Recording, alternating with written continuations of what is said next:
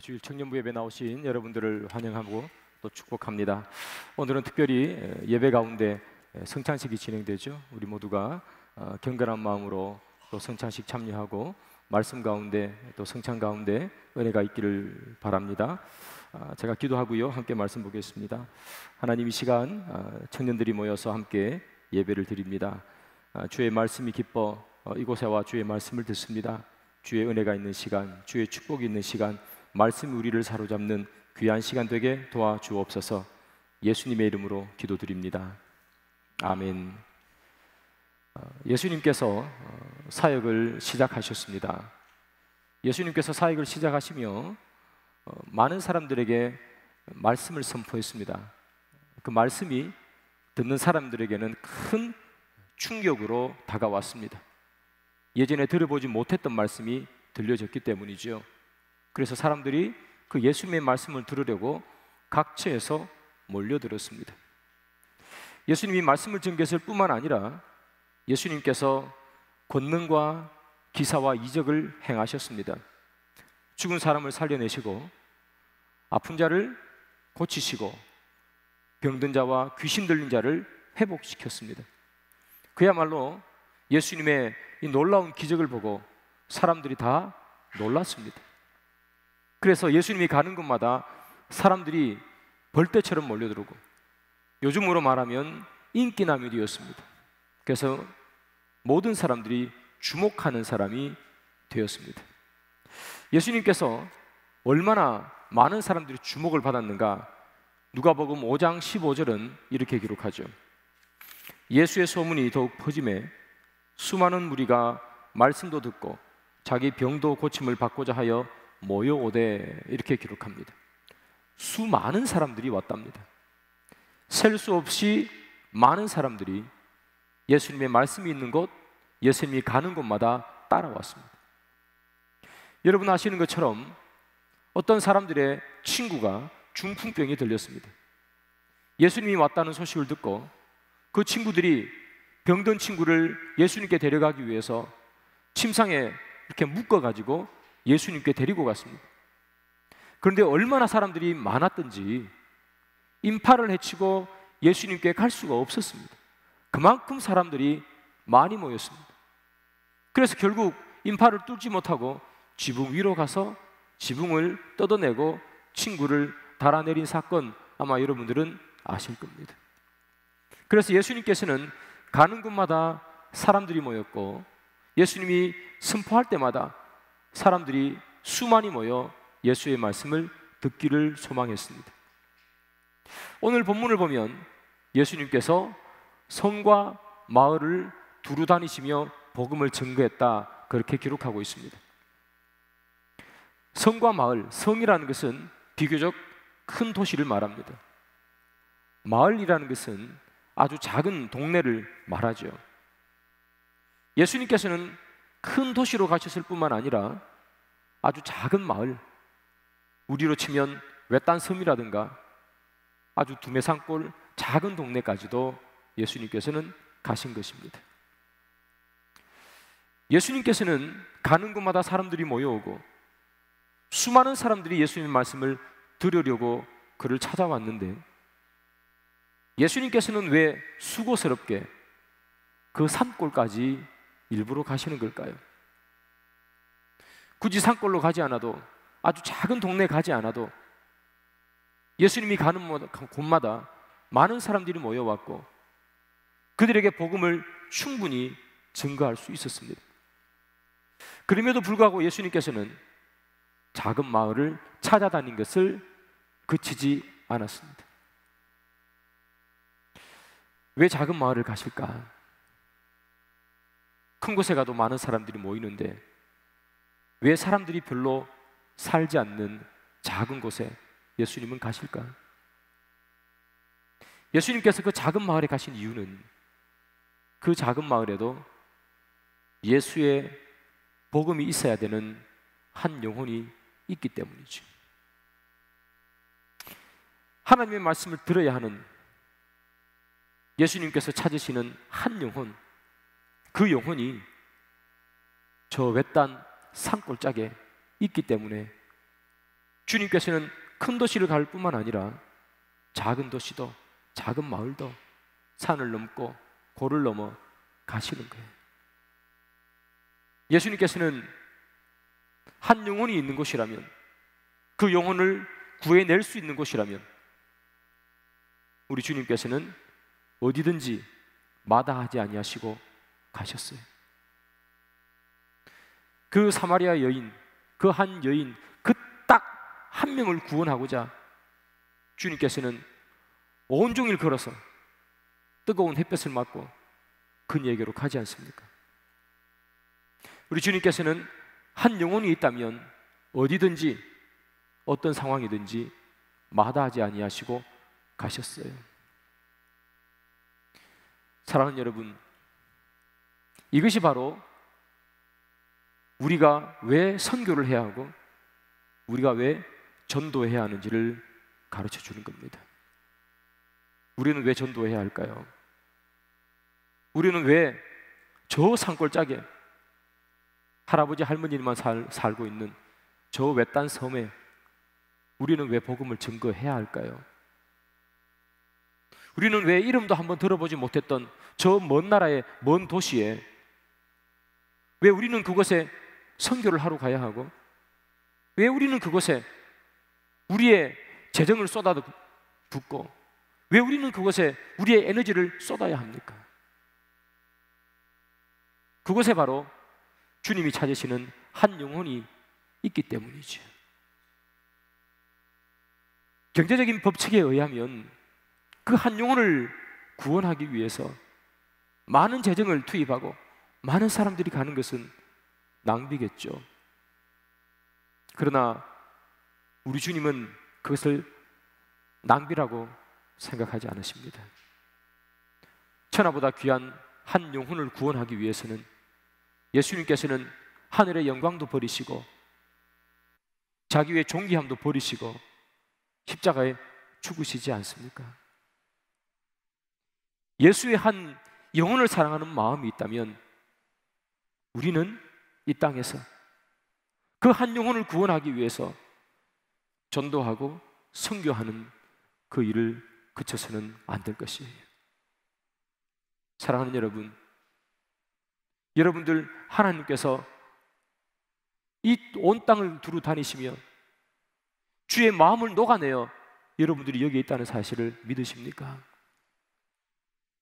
구한말에 그 많은 선교사들이 한 번 이름도 들어보지 못했던 그 조선이라는 땅에 와서 시골 산간 벽지를 돌아가면서 그들이 발품을 팔고 그들이 눈총을 받으며 복음을 전했기 때문에, 그들이 성과 마을로 두루 다니며 복음을 전했기 때문에 우리가 지금 이곳에 있는 것 아닐까요? 그 선교사님들을 보내기 위해서 그 선교사님이 다녔던 그 교회와 파송했던 교회들은 기도했을 것이고 물질로 헌신했을 것이겠죠. 왜 그곳에 우리가 에너지를 쏟아야 하는가? 조선이란 왜 들어보지 못했던 그 나라, 그 땅에 우리가 힘을 쏟아야 되는가? 그들이 그런 논리를 따졌다면, 그것을 가지고 우리나라, 우리 땅에 예수를 모르는 사람들에게 복음을 전했다면 더 효과적이지 않을까? 경제적인 논리를 따졌다면 여기 있는 우리는 지금 여기 이곳에 있는 것이 아니라 전부 세상에 나가 있지 않을까요?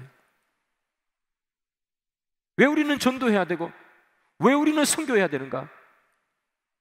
예수님께서 한 영혼을 사랑하는 마음을 품으셨기에 그 한 영혼을 위해서 이리 뛰시고 저리 뛰시고, 한 영혼이 있는 곳이라면 어디든지 가셨던 주님, 무엇이든 하셨던 주님, 그 주님의 마음이 우리 속에 있어야 하기 때문에, 우리는 주님의 자녀이기 때문에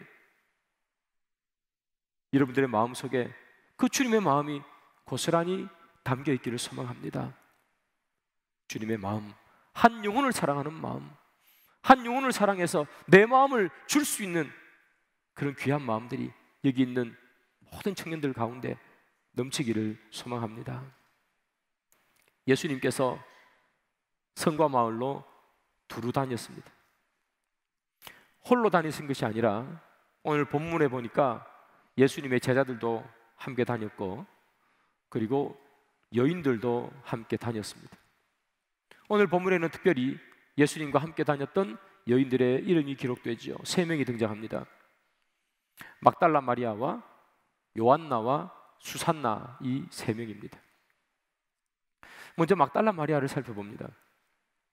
막달라 마리아, 막달라는 동네 이름입니다. 지명입니다.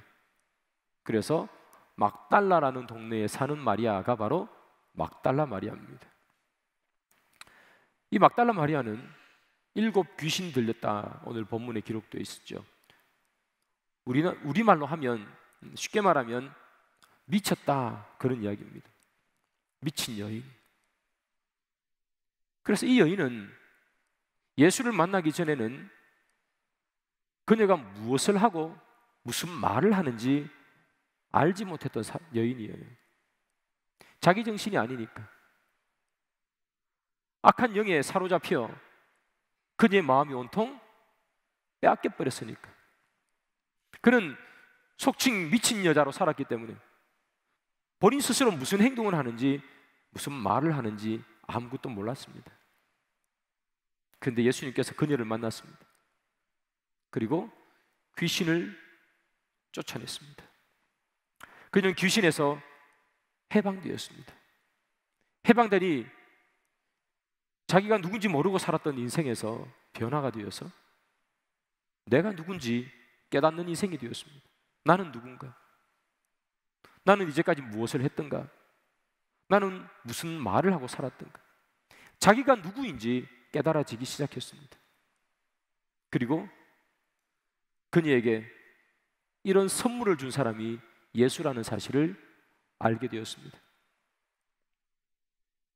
자기를 잃어버리고 귀신의 조종을 받으며 살았던 여인, 그러나 이제 예수를 만나 새로운 삶을 살게 된 이 여인은 예수님께 대한 무한한 사랑, 무한한 은혜, 갚을 길이 없는 은혜를 누렸습니다. 그래서 그녀는 결단합니다. 무엇을 결단하는가? 이제 앞으로 그녀의 인생에 예수를 섬기며 살기로 결단했습니다. 그러면 이 막달라 마리아는 예수를 어떻게 섬겼던가? 오늘 본문 3절에 이런 말씀이 있습니다. 2절 3절입니다. 제가 2절을 읽겠습니다. 또한 악귀를 쫓아내심과 병고침을 받은 어떤 여자들, 곧 7 귀신이 나간 자 막달라 마리아라 하는 마리아와 헤롯의 청지기 구사의 아내 요한나와 수산나와 다른 여러 여자가 함께하여 자기들의 소유로 그들을 섬기더라. 막달라 마리아가 섬겼습니다.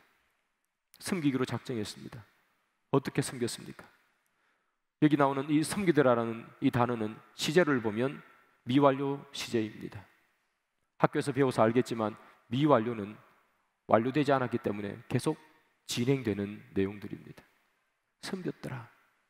한 번 섬긴 게 아니죠. 한두 달 섬기고 힘들고 귀찮아서 포기한 것이 아니고 계속해서 섬기더라. 그녀의 섬김입니다. 예수님께서 십자가에 달리셨습니다. 제자들이 다 도망가 버렸습니다. 그때 예수님 옆에 남아 예수의 십자가의 고난을 바라봤던 사람이 바로 이 막달라 마리아입니다. 예수님께서 죽으셨습니다. 무덤에 묻히셨습니다. 사람들이 다 절망하고 비통하고 내가 주인으로 알고 주로 알고 따라왔던 예수가 이제 죽었구나. 다 시리에 빠져 있을 때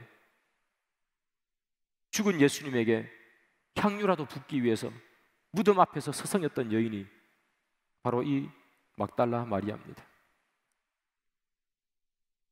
모든 사람들이 예수의 죽으심으로 말미암아 절망 가운데 있을 때 부활하신 예수를 처음 만난 여인, 바로 이 막달라 마리아입니다. 예수님이 살아계실 때, 예수님이 고난받으실 때, 예수님께서 죽으셨을 때, 그리고 부활했을 때 예수님의 전생애를 늘 그림자처럼 함께 있었던 여인 막달라 마리아입니다. 예수님이 살아있든지 예수님이 돌아가셨든지 예수님이 고난을 받든지 아니면 영광을 받든지 형편과 사정에 관계없이 늘 예수님 옆에 있었던 사람, 12제자조차도 예수님을 떠나버렸을 때 주님 옆에 있었던 여인 막달라 마리아입니다. 그녀는 그렇게 섬겼습니다. 떠나지 않고. 그녀의 이름이 많이 성경에 나오지 않지만 늘 예수님 옆에서 필요할 때마다, 있어야 할 때마다 있었던 여인 막달라 마리아입니다. 한두 번 그렇게 섬겼던 것이 아니라 그녀의 삶 내내 섬겼던 여인이죠. 그녀는 예수의 은혜가 너무 감사했습니다. 그래서 섬기기로 작정하고 그녀의 평생을 주님께 드립니다. 변함없는 헌신과 봉사, 그것이 막달라 마리아였습니다. 저는 그런 생각을 합니다. 우리의 헌신은, 우리의 섬김은 어떠한가? 저조차도 주를 위해 섬겨야 하겠다 마음 먹지만 환경과 여건에 따라서 변하는 모습 봅니다. 저와 여기 있는 우리 모든 청년들 마찬가지로 여기 나오는 이 막달라 마리아처럼 예수님이 있든지 없든지, 예수의 영광 가운데 있든지 고난 가운데 있든지 변함없는 섬김, 변함없는 희생, 변함없는 주를 향한 사랑, 그것이 우리 가운데 있기를 소망합니다. 요한나라는 여인이 있습니다. 이 요한나라는 여인도 예수를 섬겼던 여인입니다. 오늘 본문에 보니까 요한나는 남편이 있습니다. 남편의 이름은 구사입니다. 남편은 헤롯의 청직이라 그렇게 기록되어 있습니다. 요즘 말로 바꾸면 헤롯 왕의 행정장관입니다. 그녀의 남편은 아주 높은 벼슬을 가지고 있는 고위직에 있는 고위 관리입니다. 다시 말하면 이 요한나라는 여인은 귀족이었습니다. 이 여인이 예수님을 알게 됐습니다. 어느 순간 예수님이 그녀에게 다가와 손을 내밀고 그녀는 그녀의 인생에 무엇과도 바꿀 수 없는 귀한 보배 예수를 만납니다. 그리고 예수를 섬기기로 작정했습니다. 그리고 막달라 마리아처럼 미완료 시제 평생에 예수를 섬기게 됩니다. 그런데 이 요한나의 섬김을 보면 참 대단함을 느끼게 됩니다. 이 요한나가 누구와 함께 예수를 섬기느냐? 막달라 마리아와 섬깁니다. 막달라 마리아, 얼마 전까지만 해도 7 귀신이 들렸던 여인입니다. 사람들이 손가락질했을 거고 사람들이 그녀와 어울리기를 싫어해서 피해 다녔던 여인. 요한나는 귀족입니다. 세상에서 보면 어울리지 않는 사람, 어울릴 수 없는 사람, 그럼에도 불구하고 이 요한나는 자기 자신을 내려놓고 막달라 마리아와 예수를 섬깁니다. 주를 섬기는 데 있어 그녀는 그녀의 신분을 던져버렸습니다. 이것이 바로 복음의 힘입니다. 무엇이 복음인가? 복음의 힘과 능력은 무엇인가? 복음의 힘과 능력은 이제까지 세상에서 내가 나되게 했던 모든 것들, 이제까지 세상에서 나를 드러낼 수 있던 모든 것들을 배설물로 여기고 주를 위해 그의 인생을 바꾸는 것, 바로 그것이 복음의 능력입니다. 요한나는 귀족이었습니다. 그녀는 사람들이 보기만 하면 다 아는 귀족이었겠죠. 그러나 그녀는 귀족이라는 이름 대신에 하나님의 자녀라는 이름을 그녀의 가슴에 새기기를 원했습니다. 그녀의 가슴 속에 귀족이라는 이름, 행정장관의 아내라는 명예, 그것이 그녀의 예수를 만나기 전에 그녀의 가슴에 새겨져 있던 내용이었겠죠. 그러나 예수를 만나고 나서 그녀는 그것을 다 지워버렸습니다. 귀족이라는 것도 깨끗이 지웠습니다. 행정장관의 아내라는 그 높은 직위, 그것도 다 지워버렸습니다. 그리고 그녀가 지워진 곳에 새겼던 것은 하나님의 자녀, 예수의 제자. 세상 사람들이 볼 때는 하나도 부러워하지 않을 것 같은 것, 그럼에도 그녀에게는 너무나 기쁜 것, 그것을 그녀의 가슴에 새겼습니다.